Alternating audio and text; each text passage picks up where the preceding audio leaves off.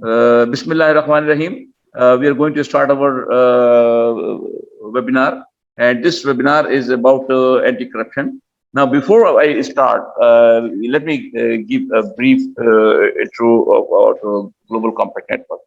The Global Compact was the brainchild of Kofi Annan way back in the year 2000. He was thinking to involve the business circles in the efforts being made by United Nations all over the world. So he was of this opinion that the business should also be participating in the efforts of enhancing the activities of United Nations. So they devised 10 basic principles related to human rights and worker rights and environment, and one principle was related to anti-corruption. So they started making and inviting people from all over the business communities all over the world in every country to join voluntarily this global compact network. So in Pakistan in 2005, the efforts were started to making members the various business from business circles. So thank God, very soon we crossed the 100 number, and so many organizations, business organizations, associations, and various NGOs, they joined us, and now we have more than 120, 125 members right now in Pakistan. All over the world, there are more than 70, 100 and, 134 countries, 120 countries, where they have established their global compact network, local network. And then this is this is global compact network is being headed by a Deputy Secretary General of United Nations, and she is the executive director and looking after this global compact. Pakistan is a local network, so we call it United Nations Global Network Pakistan. And about this 10th principle, which belong to human rights, labor rights, and environment, 9 principles webinar have been conducted so far during past 9 months. And today is the last webinar we are holding, which is the 10th webinar with respect to the anti-corruption principle. Now, we have invited Sayyid Tanveer Ahmed Sahab. He is just a brief overview about our panelist. He is the leading tax law firm, Sayyid Tanveer and Associates. He has worked for 34 years at Pakistan Federal Board of Revenue (FBR).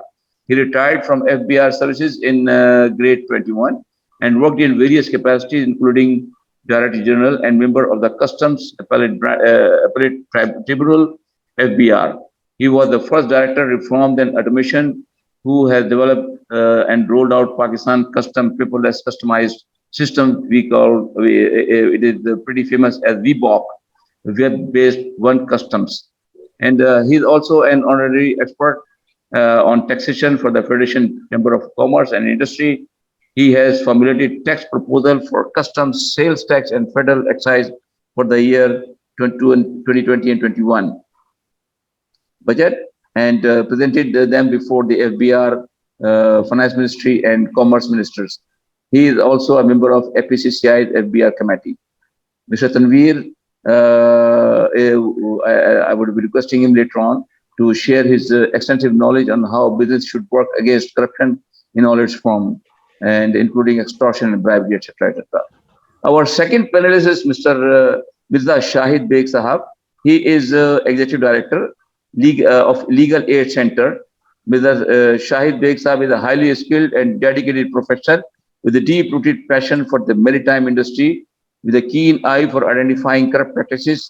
His primary goal is to ensure fair and ethical operation within the industry. Armed with extensive knowledge and experience, he has actively worked towards uncovering and addressing areas of corruption, ultimately striving to foster transparency and accountability. Mr. Shahid will be graciously sharing his extensive knowledge on how business should work against corruption in all its forms, including extortion and bribery, etc., etc.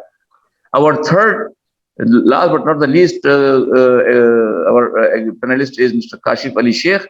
He is currently acting executive director of Transparency International. He is a budding policy analyst and governance expert. He is currently working, as I mentioned you, executive director, acting executive director at Transparency International Pakistan to promote effective and accountable governance in Pakistan. His work is largely focused on increasing the demand and momentum for effective anti-corruption and social accountability reform at national level among key anti-corruption stakeholders for addressing priority areas in national integrity systems.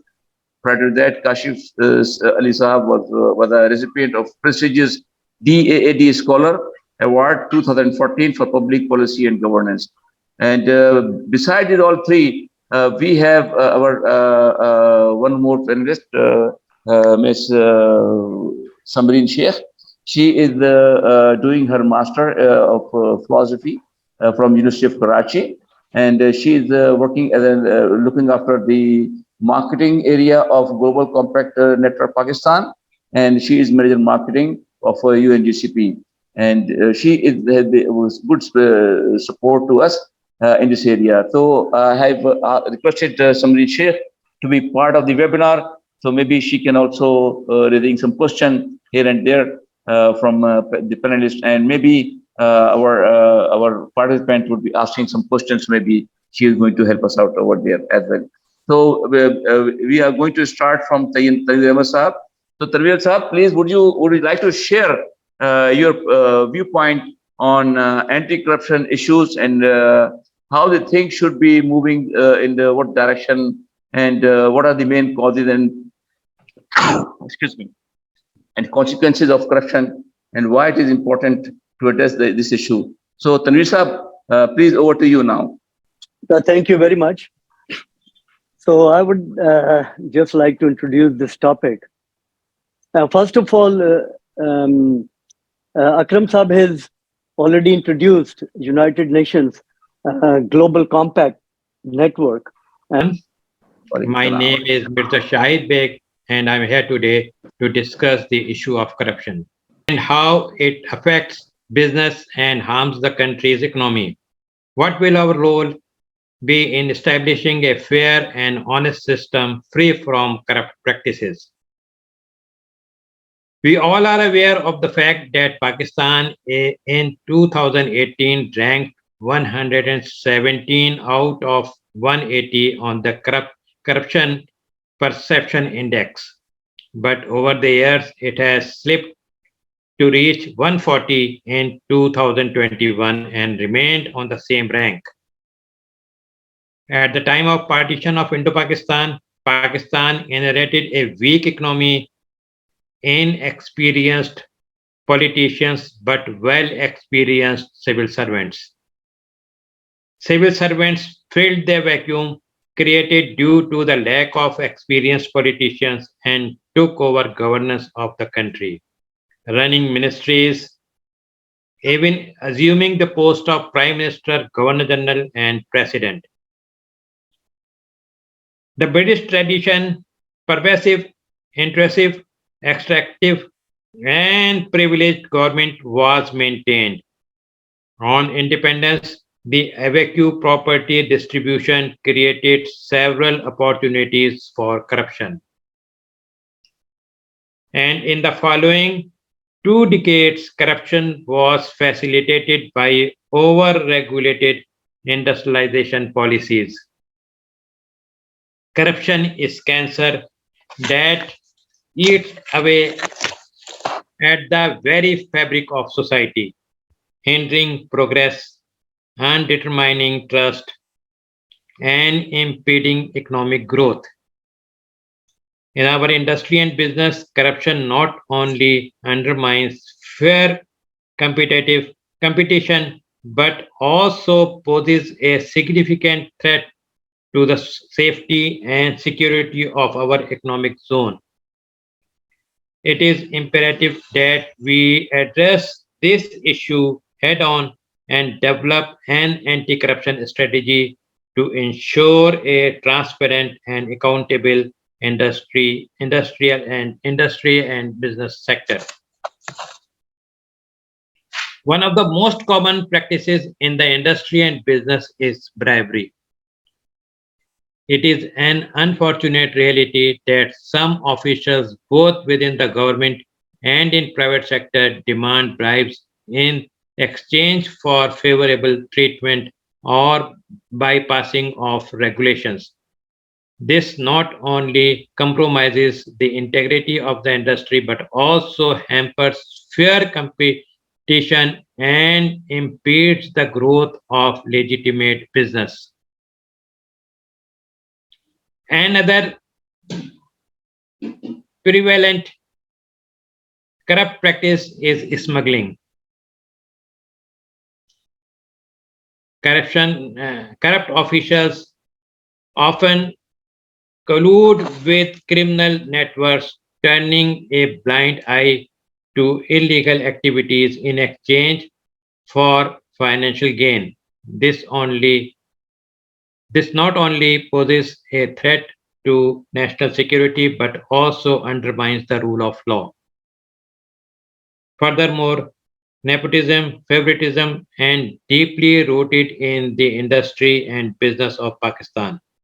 Jobs and promotions are often awarded not based on merit or qualifications, but rather on personal connections or bribes.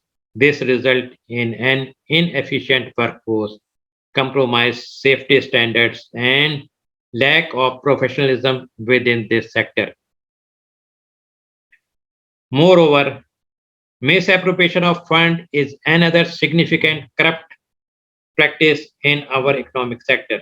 Financial resources allocated for infrastructure development, maintenance, and equipment upgrades often end up in the pockets of the corrupt officials. This leads to inadequate government facilities, outdated technology, and an overall decline in the industry and competitiveness. To combat these corrupt practices, it is crucial to focus on several key areas. First and foremost, there must be a strong commitment from the government to promote transparency and accountability within every sector of economy. This can be achieved through the implementation of fair and clear anti-corruption laws, the establishment of an independent regulatory body, and the enforcement of strict penalties for those involved in corrupt activities. Secondly, there needs to be a concerted efforts to raise awareness and promote a culture of integrity among all stakeholders in the industry and business. This can be achieved through training programs, workshops, and the dissemination and information of ethical practices. Additionally, leveraging technology and digitalization can play a crucial role in minimizing corrupt practices. Implementing transparent online system for licensing, documentation, and custom procedures can significantly reduce opportunities for corruption and streamline processes. To combat corruption effectively, we need a multifaceted approach that includes both preventive and punitive measures. Let us discuss preventive measures which are aimed and minimized opportunities for corruption to occur. Our crucial aspect is promoting transparency and accountability in all areas of life. This can be achieved by implementing strict laws and regulations along with robust oversight mischiefs. First and foremost, it is essential to enact comprehensive legislation that especially targets corruption in the industry and business. This legislation should define corruption offenses, including bribery, embezzlement, fraud, and abuse of power, and prescribes severe penalties for those found guilty. The law should cover all stakeholders, including government officials and individuals involved. Additionally, the implementation of an effective regulatory framework is vital. This includes establishing an independent anti corruption commission or agency tasked with investigating corruption cases and prosecuting offenders. The agency should have adequate resources, experience, and independence to carry out its mandate effectively. Furthermore, mechanisms such as whistleblower protection should be in place to encourage individuals to come forward with information about corrupt practices without fear of reprisal. Another critical aspect of the anti corruption strategy is the promotion of integrity and ethical behavior in the country. This can be achieved through education and training programs that raise awareness but the negative consequences of the corruption and promote the culture of honesty, fairness, and compliance with ethical standards. The training should target all stakeholders, including professionals and government officers. Hmm. In addition to preventive measures, we must also ensure that there are severe consequences for those engaged in corrupt practices. Prosecution and punishment of offenders send a strong message that corruption will not be tolerated. To achieve this, it is crucial to strengthen the judicial system, particularly by establishing specialized anti-corruption courts to expedite corruption cases. These courts should be staffed with competent judges and prosecutors with experienced with experience in handling complaints of corruption cases. Moreover, we need to enhance international cooperation in the fight against corruption in private and public sector. This includes sharing international information, best practices, and experiences with other countries to learn from their success and challenges. Collectively, efforts can also be made to investigate cross border corruption cases. Lastly, public participation and engagement area essential components of any successful anti-corruption strategy. We must encourage and empower civil society organizations and media and citizens to play an active role in exposing corrupt practices. This involvement can act as a powerful deterrent and provide valuable inputs in identifying corruption, hotspots, and systematic weaknesses. Here I will like to point out some key laws related to corruption in Pakistan. First is the Prevention of Corruption Act 1947. This is the primary legislation governing corruption in Pakistan. It criminalizes various corrupt practices, including bribery, embezzlement, abuse of power, and illicit enrichment. The second one is the Federal Investigation Agency, FIA Act 1974. The FIA is responsible for investigating and preventing federal level crimes, including corruption and financial fraud. The FIA Act empowers the agency to probe and take action against corrupt individuals and organizations. Third law is the National Accountability Ordinance NAB 1999. This law established the National Accountability Bureau NAB in Pakistan and provides a comprehensive framework for investigating and prosecuting corruption cases. It empowers the NAB to investigate and take action against individuals involved in corruption, money laundering, and other white collar crimes. The other act is the Anti Corruption Establishment Act. Various provinces in Pakistan have their own legislation to control corruption at the provincial level. For example, the Punjab Anti Corruption Establishment Act 2019 and the Sindh Anti Corruption Establishment Act 2014 outline the powers and procedures for anti corruption agencies in their respective provinces. Anti Money Laundering Act 2010. This act provides a legal framework for combating money laundering and terrorism financing in Pakistan. It, it sets out obligation for financial institutions and other entities to implement preventive measures, report suspicious transactions, and cooperate with law enforcement agencies. Whistleblower Protection and Vigilance Commissions. These Whistleblower Protection and Vigilance Commissions Act 2017 provides protection to individuals who report corruption or wrongdoing. It establishes commissions at the federal and provincial level to handle complaints and safeguard the right of the whistleblower.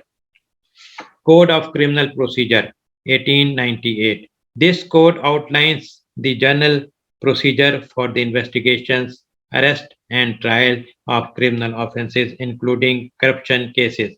It defines the powers and responsibilities of the law enforcement agencies, courts, and other relevant authorities. There are number of weaknesses within the overall anti-corruption legal and institutional framework. The current anti-corruption structure is the result of decisions taken on the basis of exigencies rather than considered policy making. Therefore, it is riddled with issues of unsustainable overlap and inconsequences, particularly between NAB and FIA. This system is entirely enforcement forced. No agency has responsibility for anti-corruption awareness and prevention. FIA has had a poor record of anti-corruption. Its conviction rate in corruption and economic crime together is not more than 28%. There is a general absence of skills at the right level in the right areas of expertise. There is no centralized source of training and upgrade these skills. Sadly, corruption has become a disease in affecting every aspect of life, including industry and business. Corruption is not defined within the borders of Pakistan. It cannot be tackled effectively without such much better international instruments for doing so. Now, I would like to share my vision for the future. There is a need for reform in income tax, sales tax, and customs. Need for reorganization of administration and government departments to eliminate corrupt practices. Need to clear import tariff policy of Pakistan. Need for computerization of imposition of tax laws, rules, and procedures. Need to simplify and standardized process system. Need that forms should be clear and without any confusion. Records should be computerized. One window operation or autonomous should be ensured with standardization and transparency, as lack of standardization provides opportunities for discretion. Discretionary power should be withdrawn from government departments. Implement a comprehensive anti-bribery and corrupt compliance program across the business. Electronic clearance system should be introduced. This is I want to share with you, and thank you very much. Oh, great, sir. Sir I will definitely come to you कि आपने तो बहुत एक बड़ा area cover कर लिया इसमें government judiciary and civil society को you have included in that and in last you have also given your recommendation what sort of reforms I have tried to cover all the areas of business and industry इसके बाद में and the government departments dealing with yeah, the business and industry. very good yeah well, that shows your Thank you. expertise and Thank, level of expertise thank you. Thank you very much. by Thank the you. way for all the participants Mirza साहब मेरे उस्ताद भी हैं माशाल्लाह से and he has taught me the industrial law way back in 1992 तो ये मेरे उस्ताद मुहतरम भी हैं माशाल्लाह से At that time, I was the director Nilat. yes sir Shah साहब I'll come back to you सिर्फ एक स्पेशल क्वेश्चन मैं डेफिनेटली करूंगा आपसे जरूर I would like you to enlighten us how the civil society organizations, I'm talking about the civil society organization and the private sector can play to fight corruption or anti-corruption के हवाले से तो आप sir जरा इसकी बात बताइएगा मुझे अभी मैं जरा पहले तनवीर साहब के पास जा रहा हूँ करके फिर इंशाल्लाह मैं I will definitely I will question आपको मैंने ये सवाल वो कर दिया है I understand जब मैं आपको the role of civil society is very important no doubt the role is very important मैं आपका स्टूडेंट था तो आपने मुझे कभी सवाल डिस्क्लोज नहीं किया इम्तिहान से पहले मैं कर रहा हूँ सर तो let me go back to Tanveer sahab sir Tanveer साहब you ready now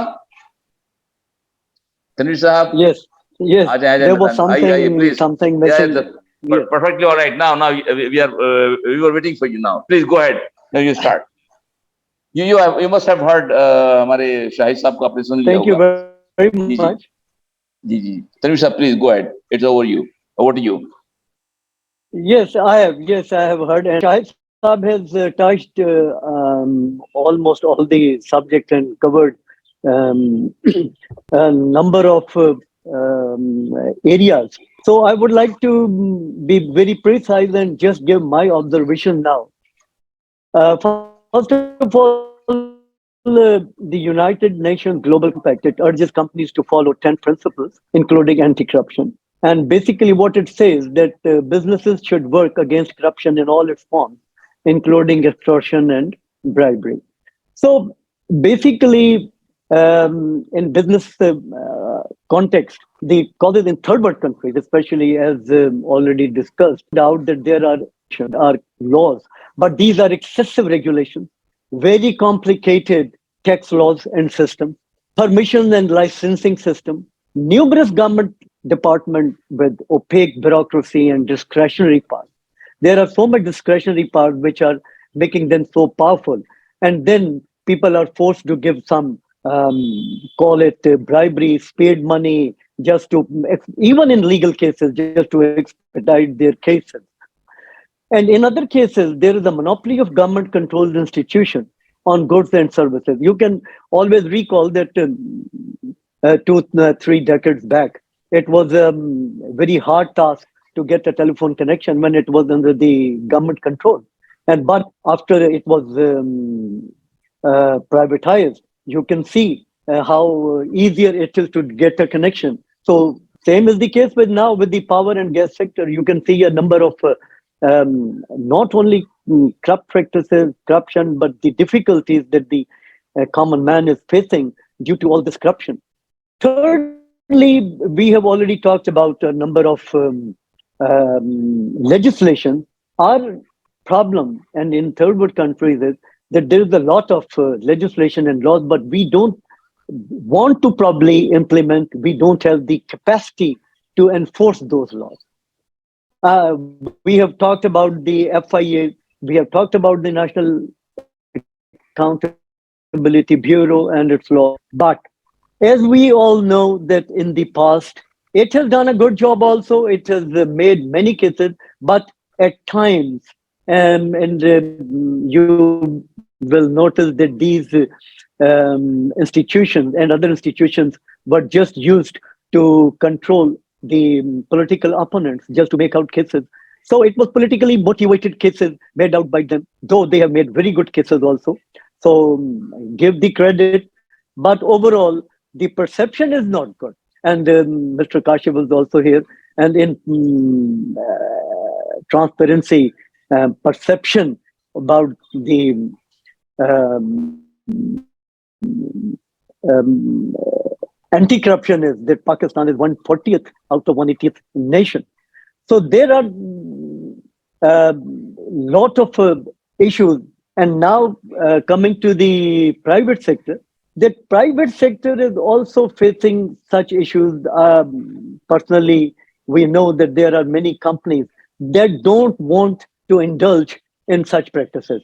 And there are many multinationals who have already committed globally to combat against the anti-corruption, and they take some written contract, mention in the contract that people will not indulge in the corrupt practices, but the system is such that they are forced to pay.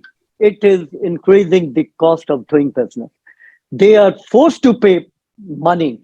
For example, I know, and it's a common practice, that they just hire agents, some consultants, some lawyers, and pay them heavy fee, just to including indirect bribery. And the higher ups, they know it, that the fee includes such and such amount, but they are forced. Why? Because if they don't do it, it will further increase the cost of doing business. It will increase the time for their completion of the task. So indirectly, I think it's the political will, a major factor. When there will be a political will, probably we have enough legislation. We have enough. Second is the how to control the bureaucracy. And basically, there is a lack of accountability across the institutions in the public sector. And now talking about the um, private sector, that just leaving aside the multinationals who are committed to anti-corruption globally, but the a number of local private sector organizations, they are just forced, and probably they are also using these things to for their personal and for the company's gain. And for these anti-corruption, the consequences are that basically it's the country which suffers. It's basically the poor people which suffer. For companies, the cost of doing business is increasing. Basically, its corruption is retarding our economic growth as a country, our per capita income. There is, and then the gap between rich and poor. We have already talked about the taxation system. That taxation system is such that we have unable to transform these or to bring any changes and reforms in our system. That's the reason that we are increasing the gap between rich and the poor. Then there is no employment on merit, so it's badly affecting the meritocracy, overall institutions, and indirectly industrialization. Same as the case, you can talk about the health sector, education sector, property sector is another major area of corruption. So payment of bribes to expedite services and these things. I visited a country, a third world country, and a young man, he said, "Sir, why should not we legalize this speed money or the bribe to expedite things?" So these were the thinking. Ultimately, it comes that we should legalize it. So I asked him, if you legalize 10 rupees, what about if someone is going to then demand 20 rupees or 30 rupees, then you are going to legalize that also because it will become illegal. So these are what Mr. Shahid Beg has also said, that we need a cultural change at the political level, at the parliament level, a changes in the bureaucracy, accountability across the board, and definitely in the companies, they have also to pay certain they have to take certain actions because their reputation is definitely at risk, and their investors, their customers, their employees, the confidence and the trust, it also erodes with the corruption in the file and rank. So businesses face high ethical and business risk, and this is and has to pay potential cost when they fail to effectively combat this corruption in all its forms. So I think I have taken enough time, but I can say there are certain figures also Hmm. Hmm. that Yeah. there are evidence that there are studies that in some cases many countries that lose at least $1 trillion in fraud. Corruption can cost country up to 17% of its GDP, according to UN Development Program. They Hmm. have done it in 2014. So I think now I leave it to question and answer session. So thank you very much. Thank you Tarir sahab. I would like to come back to you. मैं आपसे जो एक बड़ा important सवाल करना है। You have been the architect of VBOC, alhamdulillah, and you have written few books also. Sahib किताब हैं आप माशाल्लाह।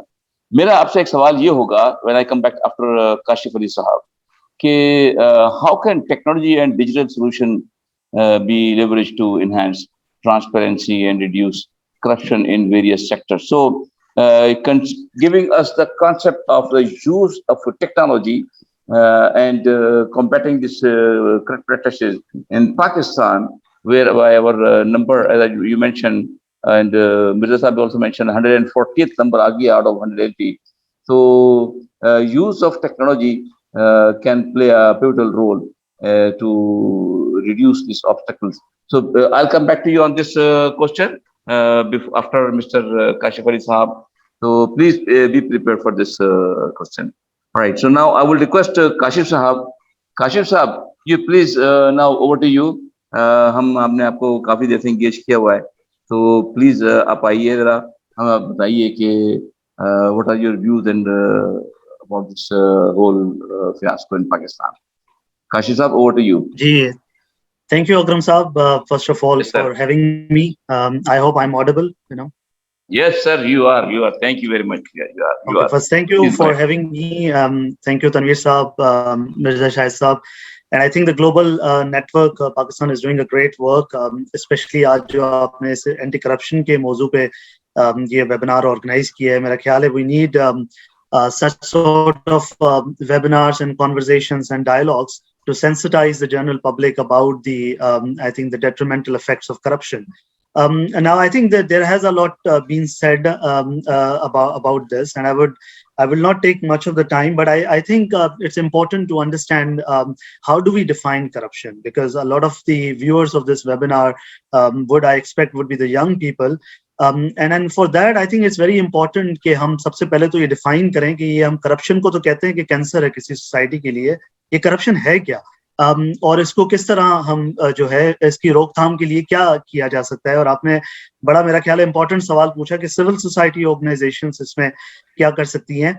तो transparency international, the way we define corruption is we call it corruption is the abuse of interested power for a private gain कि वो public authorities जिनको अवाम के serving के लिए या पब्लिक सर्विस डिलीवरी के लिए जो भी पावर दी गई है उसका नाजायज इस्तेमाल, चाहे वो पब्लिक सेक्टर में हो चाहे वो प्राइवेट सेक्टर में हो, that would come under the ambit of corruption. Now obviously as this has been discussed, that corruption has a lot of consequences for any society. It has a consequences for economic development. It has a consequences for democracy. It has a consequences for institutions, and it has a consequences for rule of law in the country. And it was with this vision that Transparency International was established in 1993, and the idea at that time of TI was that how do we combat corruption and put in place sustainable solutions that overcome the इसी vision के साथ जो है transparency international का भी बुनियाद हुआ 1993 में जर्मनी के शहर में कि किस तरह हम जो है गवर्नमेंट्स को, बिजनेसेस को और सोसाइटीज को जो है फ्री फ्रॉम करप्शन बनाएं। और अगर पिछले आप मेरा ख्याल है 3 दहाइयों में देखें तो इसके ऊपर काफी प्रोग्रेस हुई है at international level. I think we have a very important instruments in place, such as the United Nations Convention Against Corruption, and that convention looks very closely at how well at the national governments are meeting their anti-corruption targets, and the convention also includes the provisions for cross-border cooperation and regional cooperation with the new threats of corruption, such as money laundering, stolen money, and the issues like that we are facing. So internationally, we have the UNCAC framework available to us. And I think from the United Nations point of view also, if you look at the Sustainable Development Goals is a very important, I think, framework for us when it comes to fighting corruption. What the Sustainable Development Goals, and I think why it is important, you would know better than me as a global compact, is because if you look at the goal 16 of Sustainable Development Goal, the SDG 16 is sort of a cross-cutting goal. And we call it a cross-cutting goal because that puts emphasis that without fighting corruption, you will not be able to achieve no poverty. You will not be achieve, zero hunger or health for all, education for all. We will not be able to, overcome the issues of climate crisis. So for every social welfare issue that we are talking about, the fighting corruption is at the heart of it. And if you look at, unfortunately, in our national context, though we find that everyone talks about corruption and the importance of addressing this challenge, but unfortunately, the reality is that it does not seem to be diminishing in Pakistan. In fact, if you look at the Corruption Perception Index that is released by Transparency International every year, in 2022, our score and our ranking went from 117, 16 spots down to 140. And it's the worst ranking that we have achieved ever since in the last 2 decades since the CPI measurement tool was started by TI. Similarly, our score has dropped from 33 to 27 that we had in 2022. So that's the picture in front of us. Now I think it's also important that जो corruption है उसकी obviously there are different forms in front of us. It often comes in form of the abuse of authority. It comes often in form of embezzlement, in form of fraud, in terms of vestige of public resources. And obviously, I think as was earlier pointed out, कि हमारे पास शायद legislation का मसला नहीं है. We have very, very good legislations in place. The problem comes is the implementation. कि अगर हम anti-corruption legislation की बात करें, anti-corruption tools की बात करें, in the public sector we have very important tools available. So, for example, right to information, कानून मालूमात तक रसाई के कवानीन जो है, उसका अगर आप जायजा लें तो इस वक्त पाकिस्तान में फेडरल लेवल पे और प्रोविंशियल लेवल्स पे we have excellent access to information laws available, and these laws empower citizens to obtain any sort of information from the public bodies, and they can use that information to provide an oversight to the public spending. But the problem is that the laws are in place, but the implementation is very weak. So if you look at the Sindh, the Sindh Right to Information Act 2017 was passed. Almost 6 years have passed, but the commission is not in place. We see in the instances where the public information officers have not been appointed, and same is true for across different provinces. इसी तरह अगर आप in law में देखें तो एक बहुत ही अच्छी हमारे पास यूनिक प्रोविजन है. That's what we call the proactive disclosure. कि जो पब्लिक सेक्टर ऑर्गेनाइजेशंस हैं उनके ऊपर ये लाजिम है कि वो इंफॉर्मेशन को जो है पब्लिकली डिस्क्लोज करें without any citizen going and asking for that. But we do a lot of research and advocacy work around that, and we see a very low level of compliances when it comes to proactive disclosure. इसी तरह whistle blower protection की बात हुई. अगर आप whistle blower protection laws को देखें तो हमारा जो federal whistle blower protection act है वो तो पास हो गया, मगर शायद वो विजिलेंस कमीशन अभी तक नहीं बनी. तो what we see is कि हमारे पास लेजिस्लेशन तो एक अच्छी लेजिस्लेशन बन जाती है, उसमें सिविल सोसाइटी का बड़ा रोल होता है इन pushing for those legislations, but then the problem is the implementation, and that's where I think the NAB and FIA also comes in play. If you look at the prosecution, essentially our prosecutions are very weak, and whether these institutions some of the gaps areas जो हमारी research ने identify की हैं around capacity building and all that. So the first point that I want to make is around the need for the improved implementation of the anti-corruption agencies that we have and the anti-corruption frameworks that we have in place. मगर वो उसमें improvement के लिए जो आपने मेरा ख्याल है जो शाहिद साहब से सवाल पूछा था, मैं उसमें पिच इन करना चाहूंगा कि उसकी इम्प्लीमेंटेशन को बेहतर बनाने के लिए मेरा ख्याल है एक हम सब का बड़ा रोल है कि एक इम्प्रूव्ड डिमांड साइड उसके ऊपर हो, कि ज्यादा से ज्यादा लोगों में एक आगाही हो कि इस तरह के इंस्ट्रूमेंट एग्जिस्ट करते हैं जिसको वो यूज कर सकते हैं अपनी रोजमर्रा की जिंदगी को बेहतर बनाने के लिए। इसी तरह अगर हम बिजनेस सेक्टर की बात करें तो बिजनेस सेक्टर में जो है the reports, if you look at the world bank reports, there is the cost of doing business is estimated to be at 10% in Pakistan. हमारे पास जो overall legal framework है of business sectors, उसमें जो corporate integrity जिसको हम define करते हैं जिस तरह, that is very weak. So for example, the beneficial ownership is something that we see that the companies that are being awarded big contract, either are they disclosing information of their shareholders or not. The beneficial ownership की जब implementation की बात आती है तो वो उस तरह की हमें compliance नजर नहीं आती। इसी तरह register of interest, these are some of the tools that are used at the global level to push integrity in the business sectors. और दूसरा अगर आप पब्लिक सेक्टर में देखें तो सबसे ज्यादा जो हमें ग्रैंड करप्शन या मेगा करप्शन कंसर्न्स नजर आते हैं वो पब्लिक प्रोक्योरमेंट होती है, जिसमें ज्यादातर जो है टैक्स पेयर का पैसा इस्तेमाल होता है। अब प्रोक्योरमेंट की जब बात आती है तो हमारे पास बहुत ही बेहतरीन कवानीन मौजूद हैं, फेडरल लेवल पे भी, प्रोविंशियल लेवल्स पे भी। इसको हम पिछले 20 सालों से इसके ऊपर काफी काम कर रहे हैं एक्टिवली कि पब्लिक प्रोक्योरमेंट मॉनिटरिंग, मगर इसमें आप देखें there is a hesitancy when it comes to disclosing information about at what price the contract was awarded. For example हमारे प्रोक्योरमेंट कवानीन में ये मौजूद है कि प्रोक्योरिंग एजेंसी ने जो है bill of quantity BOQ information disclose करनी है। BOQ इंफॉर्मेशन का मतलब ये है कि अगर आपने सड़क बनानी है तो सिर्फ आपने सड़क के कॉन्ट्रैक्ट की वैल्यू को पब्लिक नहीं करना है, मगर उसकी आइटमाइज्ड प्राइस जो है, किस प्राइस पे इंजीनियर कंसल्टेंट हायर हुआ, कितनी स्टील लगी उसमें, कितनी सीमेंट लगी, etcetera etcetera.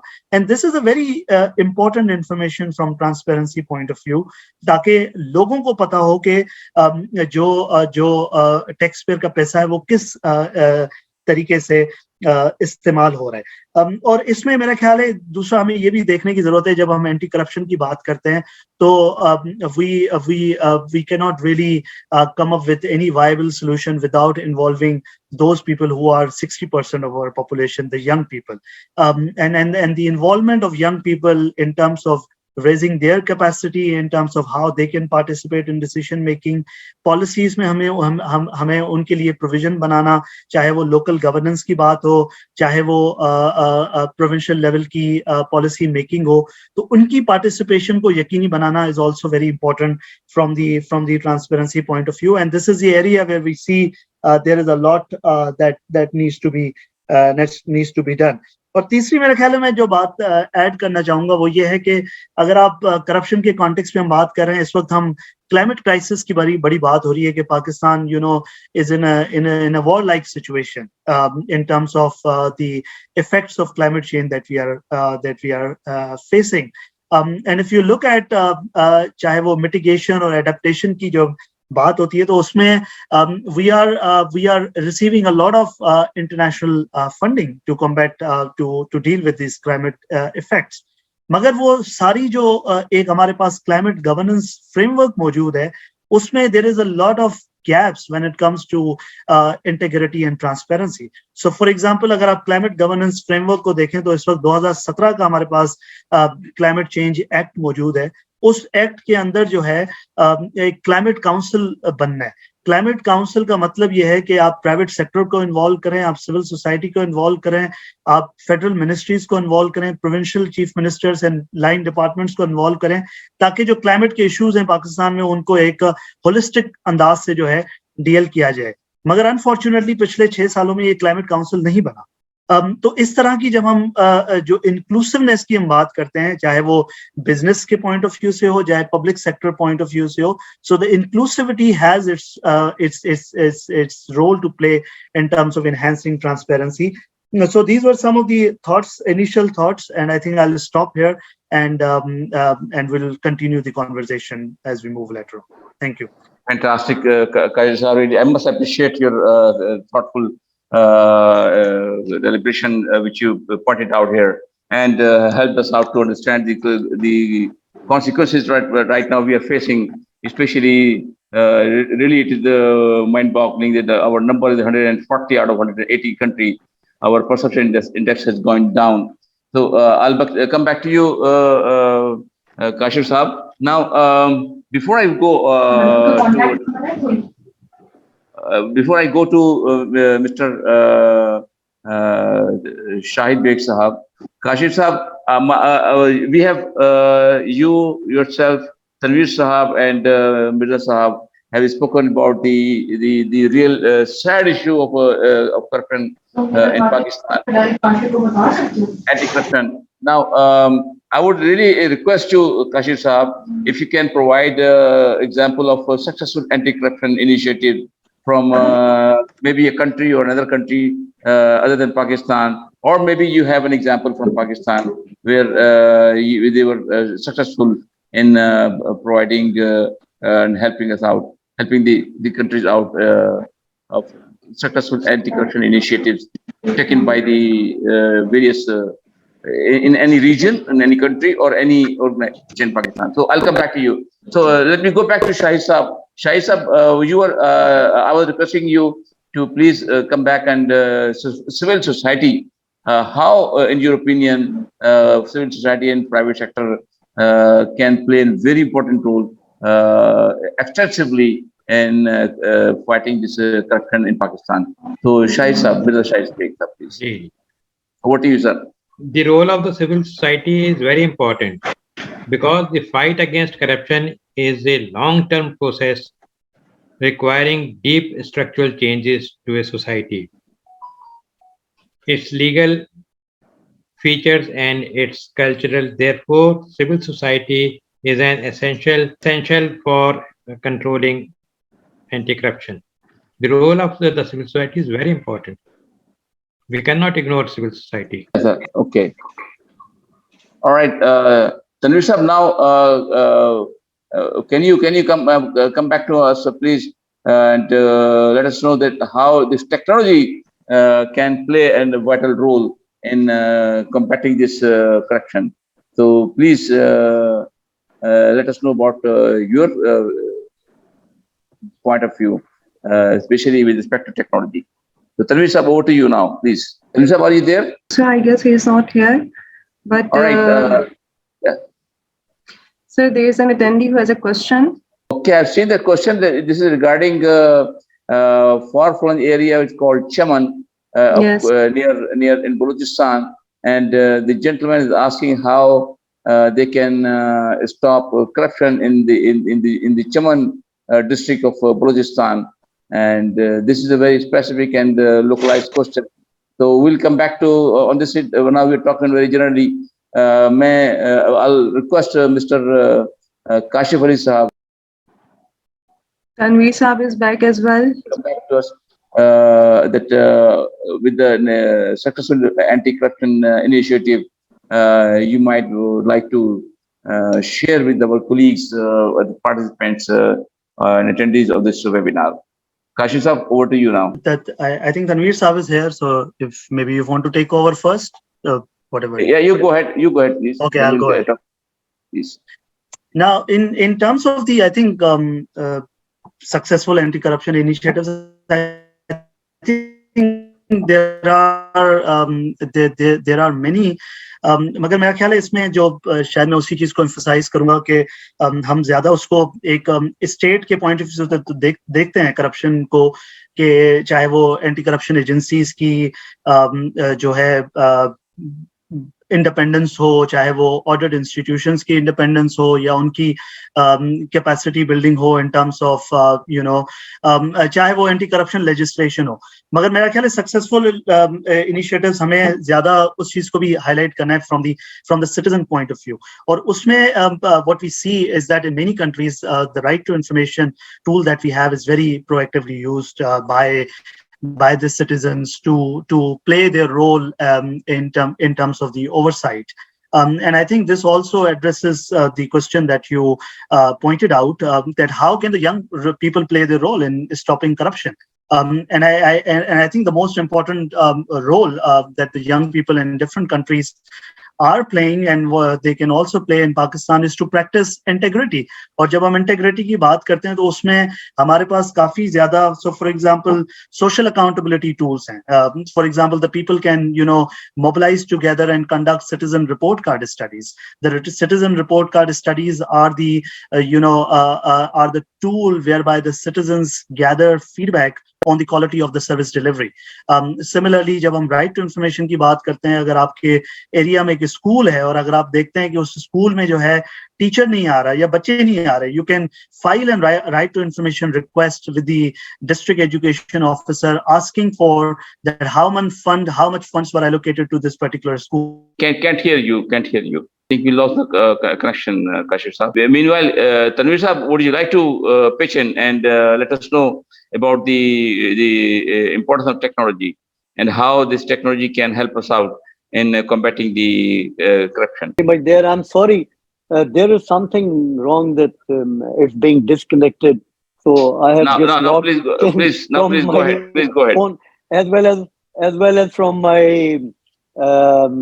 internet connection. Laptop as well as my phone, because it's creating some problem. Anyway, the digitalization basically, and it's one of the solutions. Because, for example, I can quote you because I have made this single window and all these. I was director of reforms and automation in customs as well as in FBR. So there was a lot of improvement when this totally automated solutions were introduced, because there was no contact between taxpayer and tax collector.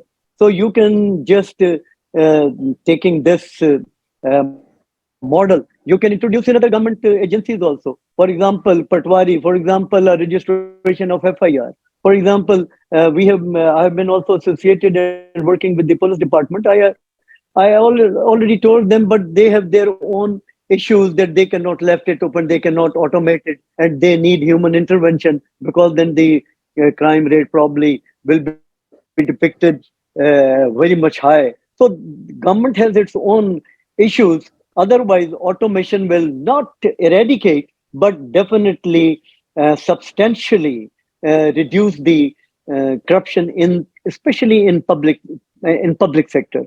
So I have a first-hand knowledge about the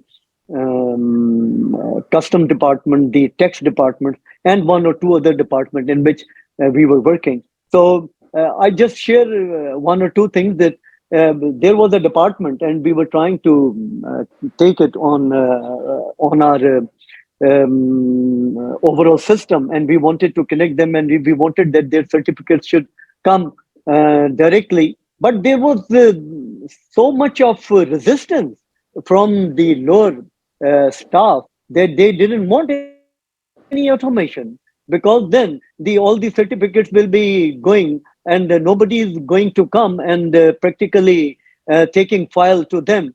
So we have arranged computers, we have arranged training, we arranged many things, and not only one department. The partner single window of Pakistan, it's now almost 72 departments and trying to automate all their processes. It will be a great breakthrough when it will be completed, but there is a lot of resistance and changes. So what Mr. Kashif was also saying that there is no dearth of legislation, but the issue is that of political will, and the issue is that of implementation and enforcement of these laws in letter and spirit. Thank you. Oh, okay. Thank you very much, Tanvir Saab. Now, luckily, before I go, you go to Mr. Kashif Ali again. We have with us a person representing Maritime Anti-Corruption Network. He is here as a participant, attending our webinar from Denmark right now. Mr. Matthias Back. I have I would like to ask a question to him that Maritime Anti-Corruption Network has been a very instrumental NGO all over the world. Currently, they are carrying the their members are carrying the 50% of the world load in the shipping industry. So Matthias Back is an associate with MSCN, and my question to Matthias Back is if he would be able to give us any successful anti-corruption initiative his organization has taken so far anywhere in the world. So over to you, Matthias Back, please. Thank you, Eric. Good to see you.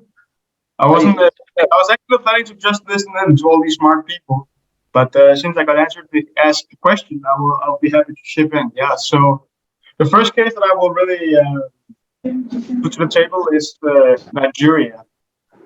And in Nigeria, so we're representing the shipping industry.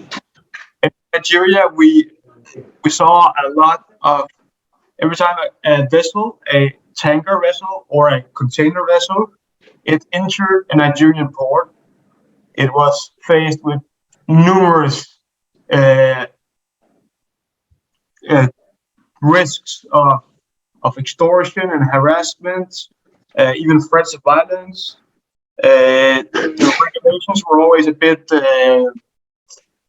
up in the air.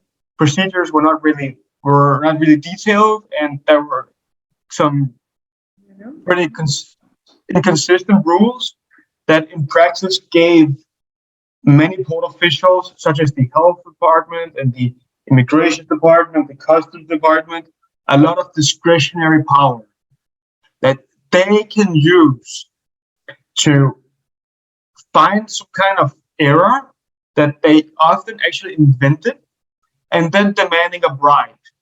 So they could threaten to arrest the ship's crew for an alleged violation, they could make this problem go away if, for instance, they paid a bribe. And what we did there was that we installed what we call a help desk. And it's been many years. We've been working on this for 10 years, so it has come overnight. But it's something that we did as an industry together with the government. It's a helpline where you can call and you send a pre-arrival notification. A team consisting of the port authorities, as well as the private sector authorities, as well as us, the civil society. We operate this helpline 24/7. We receive these calls, receive the pre-arrival notifications, and we're ready to assist them in real time. And then we have a line into the government department that is causing the issue in question, and then we can solve that issue.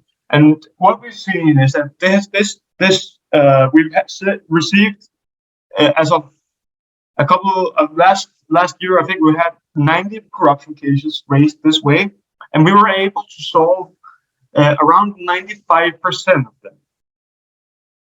So in practice, when we come together, both the industry and the government and civil society, and create a joint solution that everybody actually trusts, we can really see these kinds of collaborative solution models work well. And we've seen the same in Argentina, where actually this ended up resulting in the number of bribe demands come down to, or at least that we reported, 90% of the bribe demands reduced. So we have also tried to implement this model now in India, where so far we have still a limited amount of cases, but we have 100% success rate. So we don't have a single case where this model actually didn't resolve the corruption incident in real time. And of course, this is something that we also want to see in the future in Pakistan. As you may know, we have a project in Pakistan, and all the countries I just mentioned, Nigeria, India, Argentina, these kinds of countries we've been in many years, and we only just launched our project in Pakistan this year. So it's a long journey for us, but we really hope to try to do something like this as well. And we have already taken some pretty good preliminary steps with Akram Saab here and then Samir Saab. So yes. we are seeing so much better feedback also from the private sector now, and also from the government. And this is the kind of trust and collaboration that you need to operate and build this. So yes, we have a couple of successful cases of anti-corruption when we all work together. Thank you very much, Mehdi. It was really very nice for you to come in and enlighten our participant of this webinar that how this technology combined together, technology and your systems combined together have been useful to fight this menace of corruption, especially in Nigeria, and now you mentioned also in India. And we thought Tanveer Saab and Mirza Shahid Beg Saab, this was Matthias from Maritime Anti-Corruption Network from Denmark. And I think we got this right solution at the moment, that this help desk, not only related to anti-corruption in maritime, but also in the various government departments, can help us out. And it can be a very good solution of establishing the help desk. So, what do you think about this this solution, Tanveer Saab and Shahid Beg Saab? Just one simple and quick comment from your side on this establishment of help desk in the various public and private sector organizations to combat this menace of corruption. So, over to you, Tanveer Saab, then Mr. Shahid Beg Saab.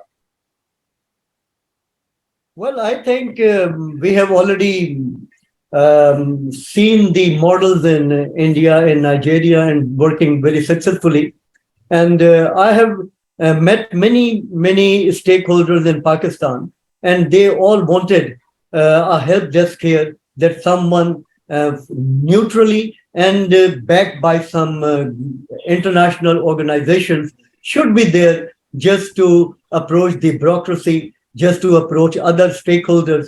And they are already demanding that there should be a help desk in Pakistan.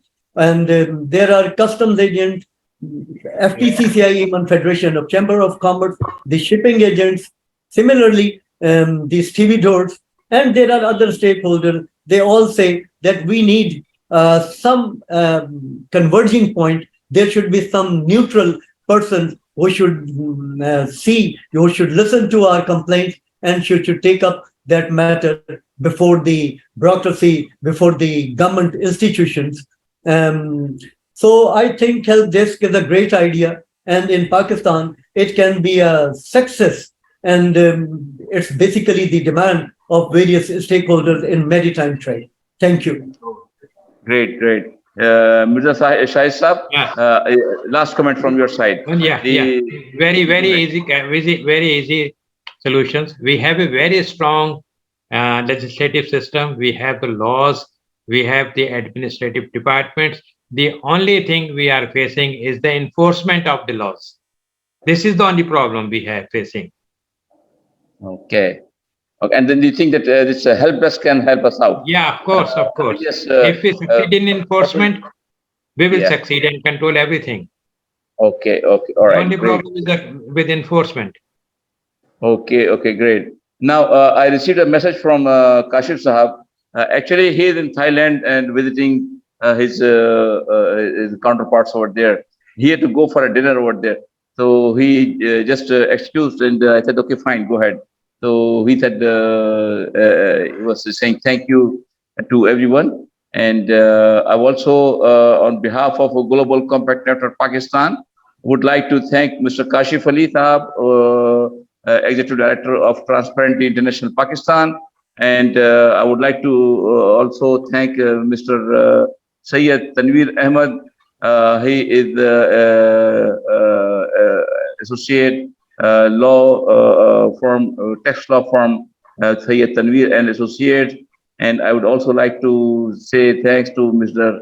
Mirza Shahid Beg Saab, Executive Director, Legal Aid Center of Pakistan, for and also Mr. Matthias Back, who was just listening to us as a participant, but I thought it was a very good time and opportunity to engage him. So thanks to Mr. Matthias Back from MSCN of Denmark and our participants who were listening to us and sending us questions, which we'd like to, which we did place here and ask a question from our worthy panelists. And we must appreciate the time you spared for this. It's a really national cause and the need of the hour to combat corruption almost in every and any walk of life in Pakistan, where our number is 140th out of 118 countries. So we are depriving, we are going down, and we must be able to combat this kind of menace in all walk of life. Then I'm sure that joining together, and we will be moving against this menace in our society. Thank you very much, Mirza Sahab. Thank you very much, Tanveer Sahab. Thank you very much, Matthias Sahab. And thank you very much, Kashif Ali Sahab, for joining us, and all other participants who joined and listened to us for this webinar, and gave us their ideas and views during this webinar. So with these few words, and again, saying thanks to everyone, I would like to take leave and thank you, goodbye. And hopefully we'll be meeting again, inshallah, soon. Thank you very much to everyone. Thank you, Tanveer Saab, thank you, Matthias Saab, thank you, Shahid Saab, and thank you, our great colleagues who were listening to us. Thank you very much, everyone. Thank you. Goodbye. Thank you. Thank you. Okay, bye-bye. All right, bye-bye. Bye-bye.